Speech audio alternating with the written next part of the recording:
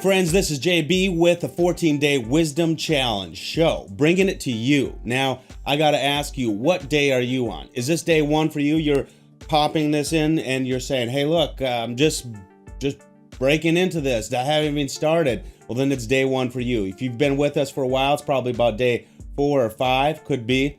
Now, we've got simple instructions. We're going to try to distill it down. If you need more complex instructions, go to episode 1.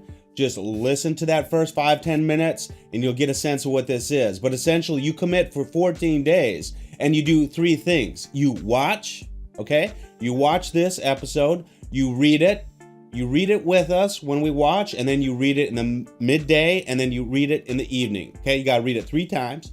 And then finally, you share. Watch, read, and share. Watch, read, and share. The sharing part, what you do is at some point in the day, you take this particular segment that we're working on and you share it in some teachable way. You could write it down in a blog.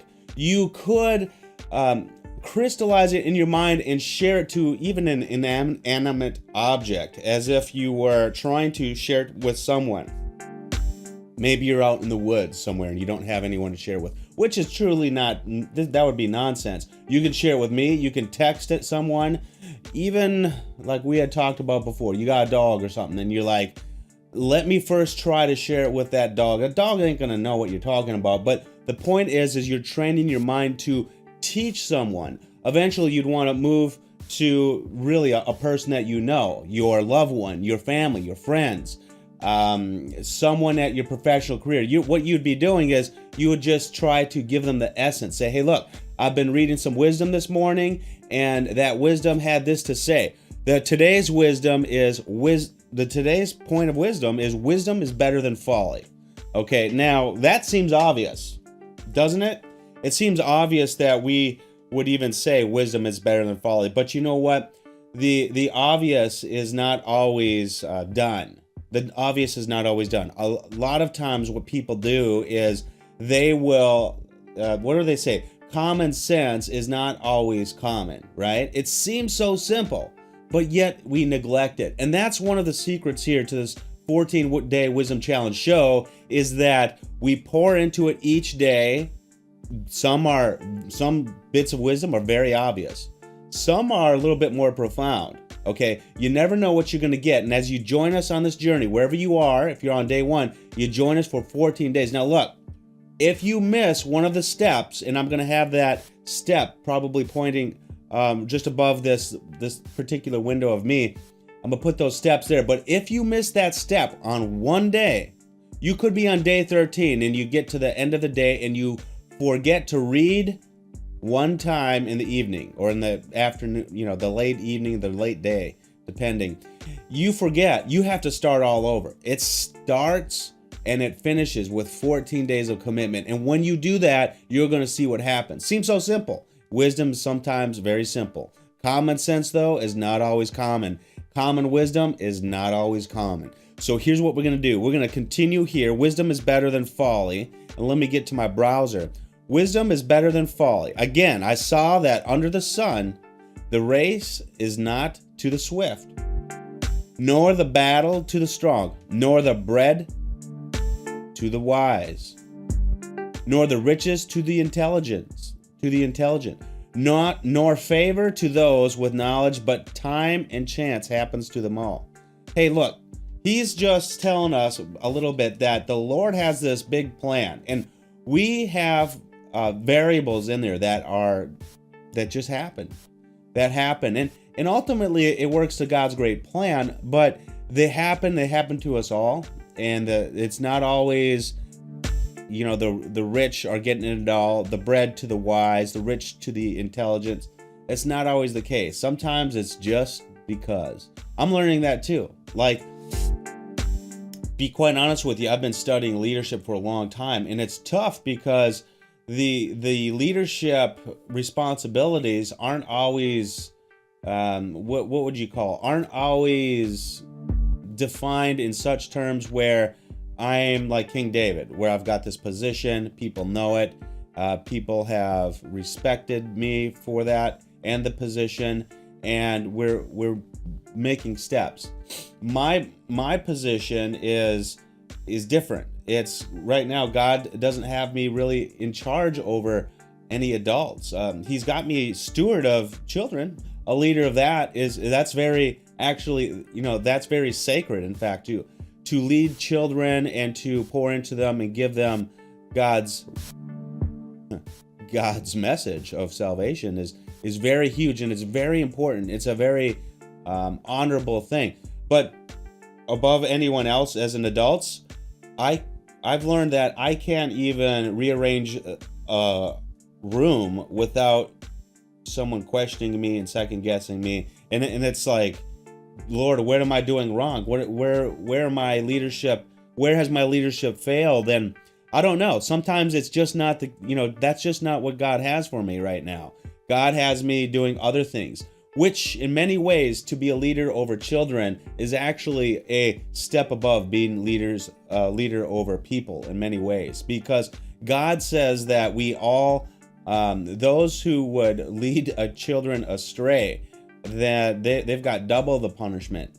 So that kind of is like, that's a bigger responsibility in many ways. And so it's tough though, because you see what the world tells you that you need to be, and you want to esteem to be like that. And it's so that is this, God is developing me this in this stronger way where it's leading without the position. It's so much more challenging. You've got to work with people. People sometimes are touchy in the mornings, and you've got to figure it out. You've got to figure out why are the people so touchy? Let's just get to work and do this. And there's all kinds of things. So you never know what you're gonna get, and it can be a random sort of thing. For man does not know his time, like fish that are taken in an evil net. You know what? You ever wondered about that poor little fish? It's like, man, of all these fish, I'm grabbing this one. Or you're going fishing just for one even, and you're like, I mean, the fish don't really know what your lure is. Thinks it's a bait. I mean, thinks it's food, and so, but by chance, it just kind of hooked up on the wrong thing. And then you'll have fish that are out there swimming for years and getting big. And like birds that are caught in a snare. Okay, a snare would be something to catch birds. It's a little piece of wire, and basically what the bird would do is you put its head in that and jostle it just a little bit. It tightens around its neck, and then what happens is the bird can't get loose. It seems like, man, that possible? But yeah, actually, you can see experts who do that, who live in the woods in a full-time basis. They can catch small, nimble little things like squirrels even in that way. So the children of man are snared at an evil time when it suddenly falls upon them. It just happens. It happens. Don't overthink it sometimes. I have also seen this example of wisdom under the sun. I've also seen this example of wisdom under the sun, and it seemed great to me. There was a little city with a few men in it. A little city. Can you imagine? Sometimes we have our little house or little apartment or little area, and that may be just us. This city may be just us. And a great king came against it and besieged it, building great siege works against it. So here comes a big old nasty king coming to besiege this poor little city. Just a little pitiful thing. But there was found in it a poor wise man. A poor wise man. And he by his wisdom delivered the city. By his wisdom. Okay? Yet no one remembered that poor man. Yeah. You ever feel like that? You feel like, hey, look, I'm doing the right thing, and no one remembers. But you know what? God knows. God remembers you. No one else probably will. And that's just what it is. But I say that wisdom is better than might, though the poor man's wisdom is despised and his words are not heard. You can, and I've learned this particular thing in life. You can speak wisdom. A lot of people do not want to hear it. That's what I've learned about the prophets. Okay, the prophets would come and speak wisdom and speak what the Lord wants them to speak, but the people would close their ears. Sometimes it's frustrating, especially you're trying to get like your social media going. You want a big audience, so your words have impact, right? And then you're speaking the word, you're speaking the truth, and no one says thumbs up, no one says good job, no one says nothing, and it's like, wow. I mean, I'm speaking God's word right now, like we're speaking the wisdom. You'll notice that there won't be a lot of people who are buying into it. A lot of people would rather be distracted with other things. They're going to be looking for, like, America's stupidest people, right? And the like little funny things, okay? Squirrels jumping on cats and different stuff, okay? So let's read that last one. But I say that wisdom is better than might, though the poor man's wisdom is despised and his words are not heard. The words of the wise heard in quiet are better than shouting of a ruler among fools. Let's read that. That's one of those profound things. The words of the wise are heard in quiet. The words of the wise heard in quiet are better than the shouting of a ruler among fools. Okay? Even though your words are quiet, you have to understand this is God's supernatural plan, wisdom being part of that, okay? Because wisdom was created before anything like tangible, physical like this. Wisdom was part of that spiritual realm. That's why this doesn't make sense in our, in our physical bodies, but in that supernatural realm, then it makes sense. Because why? Because God says so. Okay, this is God's word coming to us through Solomon. Okay, so the words of the wise heard in quiet are better than the shouting of a ruler among fools. So that's why when JB is sharing with you, and you may be like the only one out there listening, watching, and you're like, man, I'm the only one listening to JB. I'm the only one listening to this wisdom channel, 14-day wisdom challenge channel, and maybe I need to jump off of this channel because no one else is with me. Okay, you don't have the peers of validation. Your peers are not validating you being on this channel. Well, they'll validate you being on like all kinds of nasty channels, but you may not have some. So you've got to make a decision. Do you believe the word of God?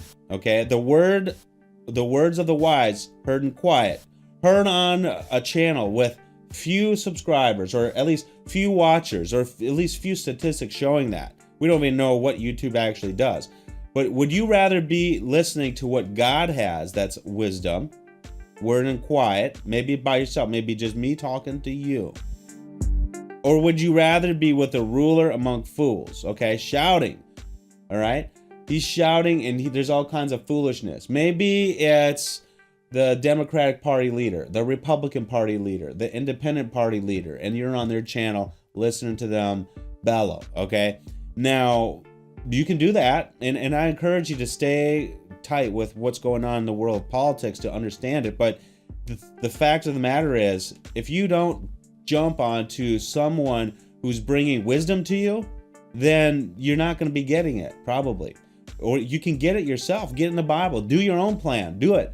But here is the 14-day wisdom plan, and that's what is here to show you a method to get through this wisdom, to condense it, to pour into your mind morning, okay, evening, midday, and evening. Okay, what are we doing? We're watching, we're reading, and we're sharing. That's all you got to do. Wisdom is better than weapons of war, but one sinner destroys much good. Isn't that true? Look, wisdom is better than weapons of war. Why would you try to armor yourself with all kinds of maybe it's not war in the sense of what we think about it in terms of battle of blood, okay? But it may be in terms of battle of your survival for your work, for your job, for your career.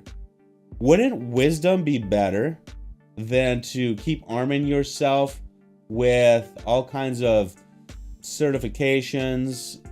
Now, I'm not saying don't do that, and it may be wise to do that, but all I'm saying is, isn't there an order? Isn't there an order of what you should get first versus those other things? why not before maybe you do your program at school, why not jump into the 14-day wisdom challenge show? Okay, 14-day wisdom challenge show for 14 days, and then just bump this in front of some of your schoolwork, or bump this in front of your certification. Just take 10 minutes in the morning, you'll watch, and then you read it in the midday and read it in the evening, and then share it somewhere along the day, somehow, some way. You got to do it each day though, for that new lesson. You got to do it, otherwise you got to start over. So look, wisdom is better than weapons of war. And don't be discouraged when you are doing what God's putting in your heart to do. It seems it's the wisdom that, that may not be heard. And, it can be discouraging for me too.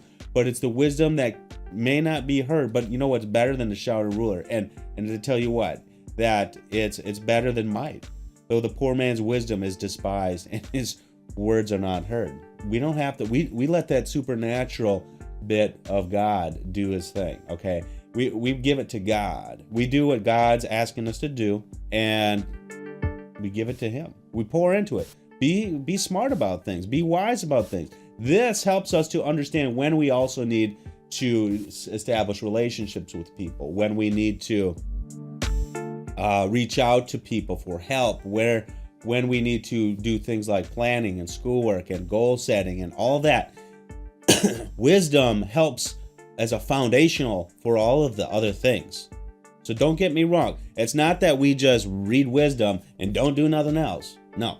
But the point is that this wisdom is the foundation where other things are built on top. And we learn how to discern, okay, get insight, and then allocate our time. We've only got so much time in this life. And you can only do so many little things. And then what? Okay, then you're basically gonna die, and you're going to have to account for your time. So you want to be doing what God had. You want to be glorifying God. You want to be lifting God up, pouring into His plan. And wisdom is a great place to build that foundation tactically. Okay, tactically. There's other things of worship, reading the Bible, understanding the gospel, evangelizing. That's part of it, okay? But this wisdom is simply there for those who would just listen. Don't despise wisdom, okay? Sometimes it hurts. Sometimes it hurts. It hurts JB sometimes to be humbled. Sometimes it's tough. I've got things right now like where I've been persecuted for years, and I may have to dive back into that. Maybe I do. Maybe the Lord's got something, but I had to humble myself and say, what's wise? What's wise for me to do? To pour back into that for my family's sake? Maybe. I'm willing to give it a shot. I'll do anything. I'll lay down, nothing is better than a friend who lays down his life for his friend, his family. Okay? All right. So get wisdom. You're going to get on this 14-day wisdom challenge. Get it right now. Get wisdom, get instruction, get understanding. Get it now. Let's do this. Take good care, my friends. See you tomorrow.